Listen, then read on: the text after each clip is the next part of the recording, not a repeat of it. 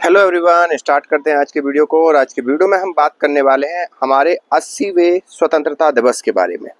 हाँ, मैं सही बात कर रहा हूँ। 15 अगस्त 2026 को हमारा 80वां स्वतंत्रता दिवस था। और जैसे कि आपने देखा होगा कि हमारे जो प्रधानमंत्री होते हैं, जो वर्तमान प्रधानमंत्री हैं माननीय श्री नरेंद्र मोदी जी, उनकी स्पीच होती है वहाँ पर। और उनकी स्पीच हर बार चर्चा का विषय रहती है। कभी उनके मेहमानों को लेकर, किस किस को मेहमान बुलाया जाता है, या अलग अलग चीज़ों को लेकर। और आपको मालूम होगा, जब से सीजेपी का प्रोटेस्ट हुआ है तो एक प्रकार से राजनीतिक रूप से उठापटक हुई है। देश के अंदर भी लोगों में के अंदर थोड़ा सा एक नया टॉपिक आया है डिस्कशन के लिए, और उनके अपने अपने एक प्रकार से रुख निकल कर सामने आए हैं। और इस समय ये 15 अगस्त की जो स्पीच है वो कई मायनों में मायने भी, कई मामलों में मायने भी रखती है। तो यहाँ पर अगर हम देखें तो सबसे पहले आपको बता दूं कि ये उनकी 13वीं स्पीच थी। मतलब कंटिन्यूसली वो पिछले 12 बार से स्पीच देते आ रहे हैं, और ये उनकी 13वीं स्पीच थी। ऐसा अगर हम बात करें तो इनसे आगे सिर्फ और सिर्फ एक प्रधानमंत्री हैं, वो है पंडित श्री जवाहरलाल नेहरू जी। उनकी कंटिन्यूसली 17 स्पीच थी। मतलब वो कंटिन्यूसली 17 साल तक स्पीच देते रहे लाल किले से एज अ प्रधानमंत्री। तो मतलब हमारे जो प्रधानमंत्री हैं वो 3-4 स्पीच और दूर हैं।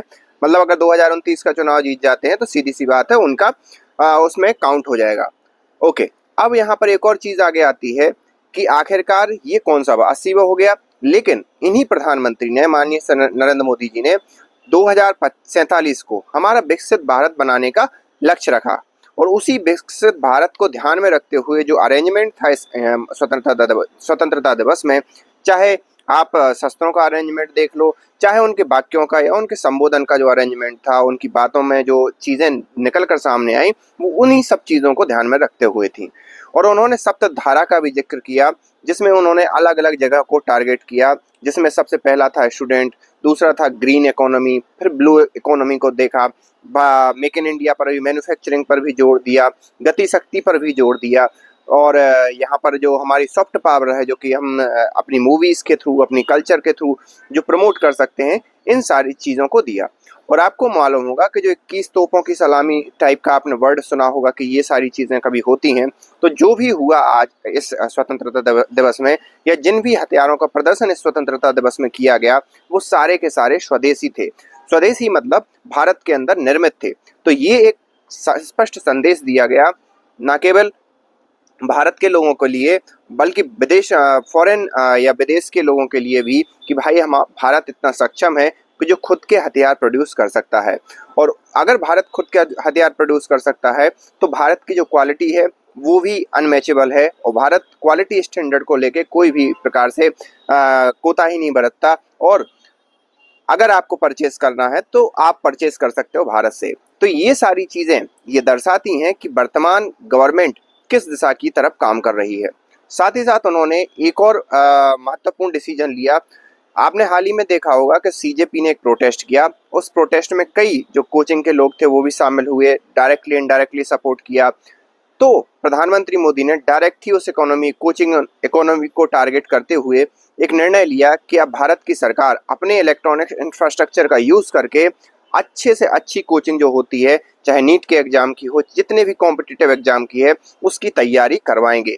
तो ये डायरेक्टली इनडायरेक्टली हिट है कोचिंग इंडस्ट्रीज़ को, जो कि अभी तक या तो कोचिंग माफिया कह लें या जो भी कह लें, वो बने हुए बैठे थे। साथ ही साथ जो बच्चों के लिए, स्टूडेंट के लिए क्या होगा कि भाई वो घर बैठे उसी लेवल की जो शिक्षा है वो ले सकते हैं, और घर बैठे ही तैयारी कर सकते हैं। तो उनके लिए दूसरे शहर में जाना, वहाँ की आर्थिक चीज़ों को मैनेज करना, वहाँ के खान पान को रहना, ये सारी चीज़ें उनकी बच जाएंगी।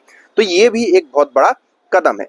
साथ ही साथ एक और महत्वपूर्ण बात उन्होंने कही कि उन्होंने जो नक्सलवाद है वो तो ख़त्म कर दिया। मतलब जिनके हाथों में एक प्रकार से हथियार थे, उन नक्सलवादियों को तो ख़त्म कर दिया, लेकिन जो यहाँ पर शहर में बैठे हुए हैं नक्सली दिमाग, उनको ख़त्म, दिमागी नक्सल उन्होंने वर्ड यूज़ किया, तो उनको ख़त्म करने के लिए और उनको पहचानने के लिए लोगों से एक प्रकार से आग्रह किया है कि भाई आप उनको पहचानो और उनको जैसे तैसे एक कॉर्नर करो, उनको सेग्रीगेट करो, उनको अलग थलग करके उनको बताओ कि भाई आप क्या हो।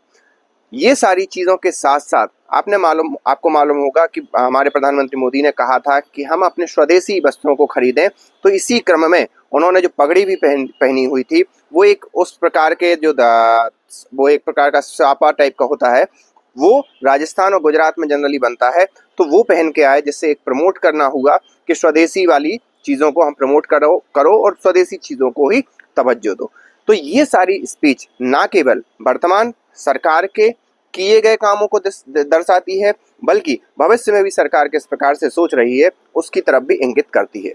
आप इस बारे में क्या सोचते हैं, आप हमें कमेंट करके बताइए। मिलते हैं नेक्स्ट वीडियो में, तब तक के लिए थैंक यू।